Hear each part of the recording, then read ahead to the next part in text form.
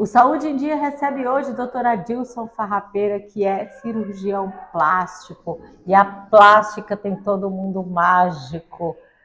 E hoje nós vamos escolher dois assuntos, porque senão a gente não vai parar de falar. Bem-vindo, obrigada, doutor Adilson. Obrigado pelo convite. Olha, eu queria começar por um assunto que está me chamando a atenção ultimamente. Várias pessoas, coincidência ou não, essa semana me falaram de nariz.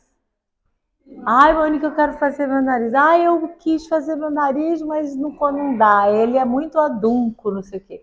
A outra não, eu queria, acho que não combina esse nariz com. Fora situações de acidente, ou mesmo nessa situação de ser algo exagerado, como é que se escolhe o nariz? Há uma simulação? Vamos ver para o seu rosto o que é. Como é que é? Sim, a gente hoje, né, o paciente passa para a primeira consulta, em que eu faço a anamnese, né, faço o exame físico, vejo quais são as queixas desse paciente. E a parte talvez mais interessante da consulta, o ponto alto da consulta é justamente isso que você falou, é a simulação. Então, porque muita gente, às vezes, tem dois lados, né? Muita gente quer um resultado que a gente não consegue alcançar, né? Um resultado que às vezes não vai ficar harmônico no rosto para aquele tipo de rosto, né? Ou às vezes a pessoa tem um tipo de pele, um tipo de nariz que a gente também tem as nossas limitações ali até onde a gente consegue chegar. Sim.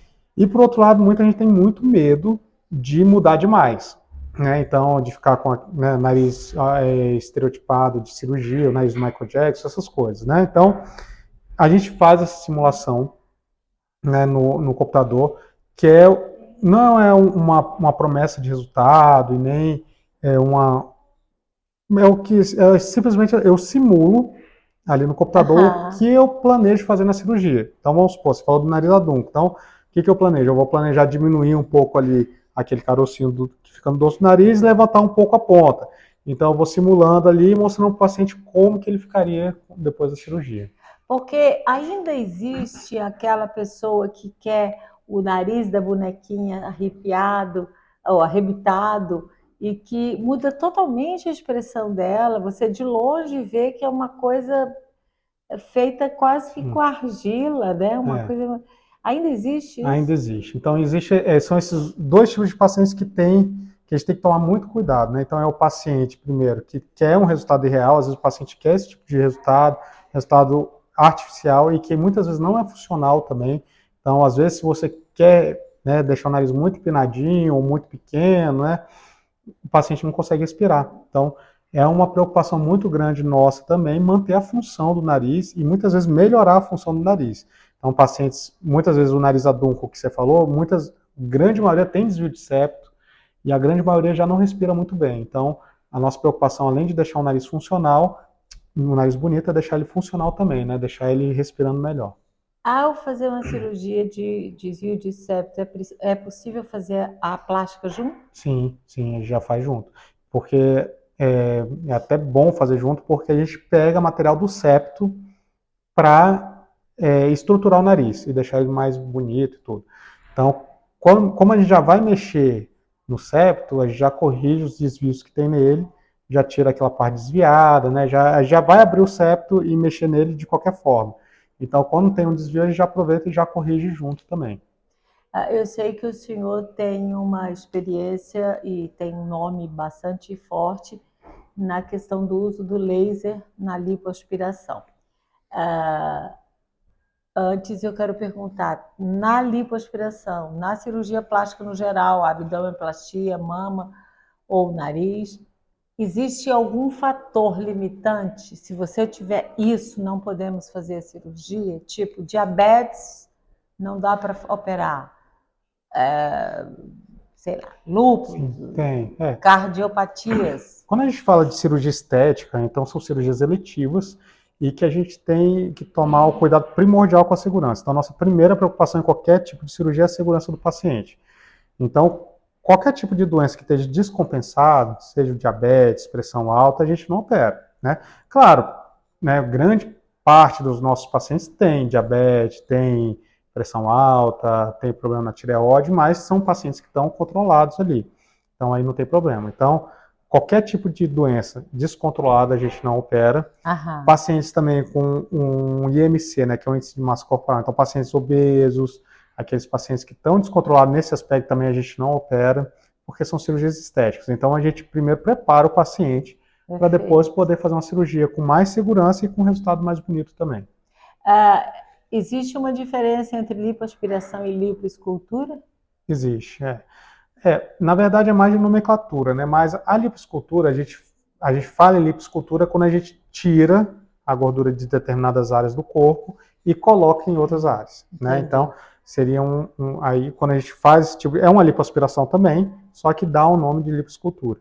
Quando a Entendi. gente faz só a retirada da gordura, aí a gente chama mais de lipoaspiração.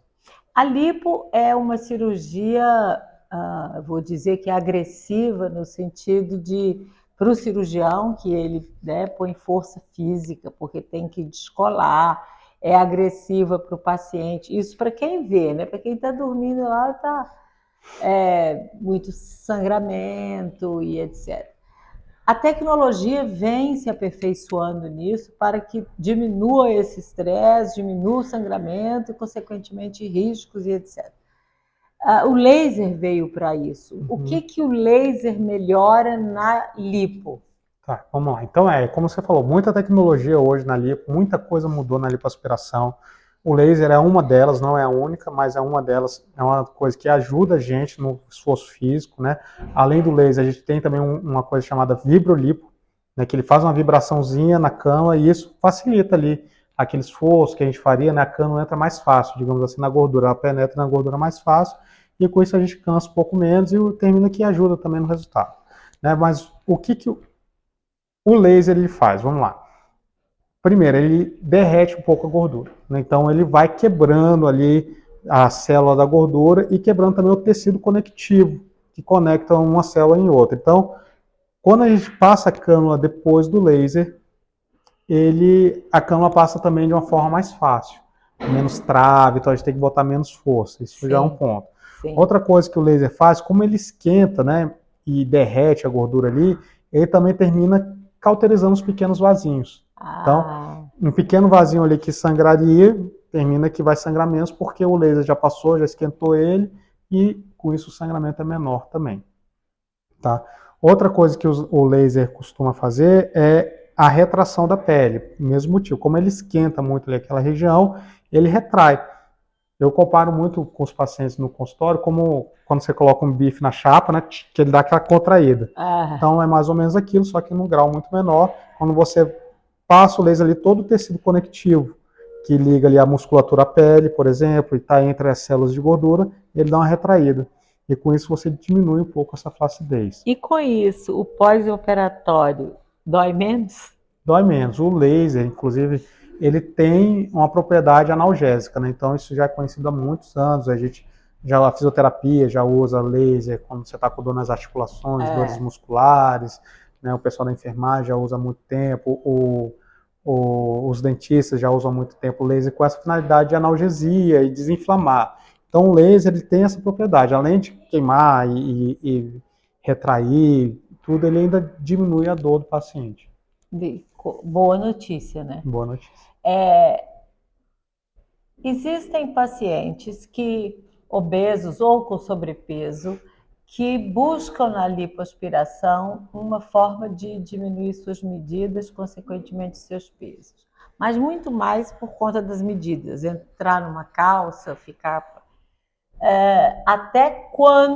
Até onde o senhor vai esse desejo ardente da pessoa ficar escultural ou mais bonita, sendo que ela está gorda, obesa ou com sobrepeso? Então, é um trabalho muito grande que a gente faz no paciente que chega à nossa clínica de orientar e educar esse paciente, né? Porque não adianta o paciente querer ter um corpo que não está condizente com o estilo de vida dele.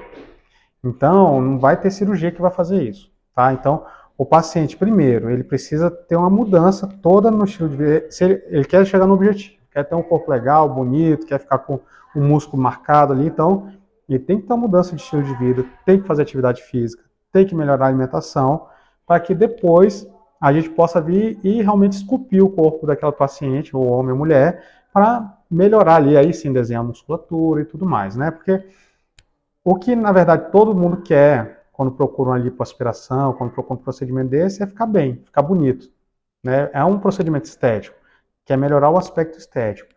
E é importante a gente ter a consciência de que o nosso cérebro, ele entende saúde como beleza. Então, na verdade, quando você vê uma pessoa muito bonita, aquela pessoa necessariamente é muito saudável. Entende? Não tem como você ter uma pessoa bonita sem estar saudável. Porque o nosso cérebro, ele entende a saúde Mas como isso não quer beleza. dizer necessariamente que uma pessoa feia não seja saudável, né? Não quer dizer necessariamente que a pessoa feia não seja saudável, né? Mas eu digo assim, o nosso cérebro entende muito isso. Ele procura pessoas saudáveis, né? Até em termos de relacionamento. Então isso é entendido pelo cérebro como beleza também. Isso é Entende? muito em função da mídia, né? Das redes sociais. A mídia influencia muito. Mas aí tem o outro ponto também, que às vezes a mídia influencia tanto que chega a deixar de ser saudável por certo, né, lado. Porque não, assim, eu acho que a saúde, ela tem uma cara de saúde que às vezes nem tá ligada à beleza, a pessoa até não é tão linda assim, mas É, a pergunta é assim, até quantos litros de gordura pode se tirar percentualmente de uma pessoa? a gente tira com segurança entre 5 a 7% do peso, né, corporal de gordura. Né? Então, assim, qual que é o meu limite para chegar? Pacientes obesos, né? Então, a gente não opera porque a gente aumenta muito o risco de complicação. Então, Claro, a gente aumenta o risco de trombose, a gente aumenta o risco de infecção, e o resultado não fica tão bonito. Tá? Pacientes com sobrepeso são a nossa grande maioria de pacientes, né? Que é aquele sobrepeso entre um IMC de 25 e 30. Acima de 30 é obeso e entre 20 a 25 são os pacientes que estão com IMC legal. Só que o IMC ele não é perfeito também, né? Então a gente, por exemplo, pega pacientes fisiculturistas. Se você fizer o IMC, que é uma medida entre o peso e a altura, eles vão estar com sobrepeso, né? Mas na verdade eles não estão gordos, entendeu? Eles é são muito músculo. fortes, são muito musculosos. Então, o IMC ele não é perfeito, é a medida ali que a gente toma como parâmetro. Então, a gente também não é tão rígido nessa medida. Porque tem paciente que tem realmente uma, que a gente chama de carcaça maior, que ele não vai ficar legal com o IMC de 20, por exemplo. Né? Ele vai ficar, às vezes, Entendi. até desnutrido, né? Mas Então, então é entre 5 e 7% de gordura. entre 5 e 7% do peso corporal. Qual é hoje ainda é a lipo e mama as cirurgias mais buscadas? A lipo é uma cirurgia muito buscada, a abdominoplastia muito buscada e a mamoplastia também muito buscada. É o que o pessoal tem chamado hoje de mummy recovery, né? Makeover, enfim. Que é depois de você ter filhos, você faz o quê? Vai fazer a mama, porque a mama caiu, você amamentou, vai fazer o abdômen, porque teve a diástase, né? E flacidez no abdômen, e aproveita para dar uma lipoaspirada também, às vezes colocar no bumbum e tudo. E ainda se faz tanto implante de silicone quanto antes ou só enxerto de gordura? Como é que tá? Se Parece que faz está indo mais para o natural, não? Mas ainda faz muito, né? Então, se você for pegar as estatísticas brasileiras e americanas, tem se mostrado uma diminuição do número de próteses mamárias, né? Uhum. As pacientes têm colocado menos próteses mamárias, mas isso, na prática, a gente ainda não sente. A gente ainda vê muita gente querendo botar prótese de silicone. As menores, talvez, né? Aquela Menores, prótese mais americanas que. proporcionais, né? Mais proporcionais. Isso eu oriento muito também o paciente lá na clínica para depois que não haja arrependimento, E né? a partir de que idade o senhor considera aceitável o senhor operar uma menina ou um rapaz, assim? Tipo, 14 anos eu quero fazer uma lipo. Depende muito de que tipo de cirurgia. Por exemplo, autoplastia. Né? Uma orelhinha banda a gente faz a partir dos 7 Ah, anos, né? sim. Mas assim, vamos resumidamente, após os 16 anos, que já está com o corpo mais bem formado. Então eu já operei meninas de 16 anos que tinham uma mão muito grande, por Sim. exemplo, Que já porque prejudicava a prejudica a coluna. coluna e também o paciente sofre bullying, né? Fica inibindo, não põe um biquíni e tudo mais, então a gente faz. Mas ali, a partir realmente dos 16 e melhor ainda a partir dos 18 anos, aí já é tranquilo para a gente fazer prótese, rinoplastia, lipoaspiração. É isso, nós conversamos com o doutor Adilson Farrapeira e você viu aí como é que é esse mundo da plástica.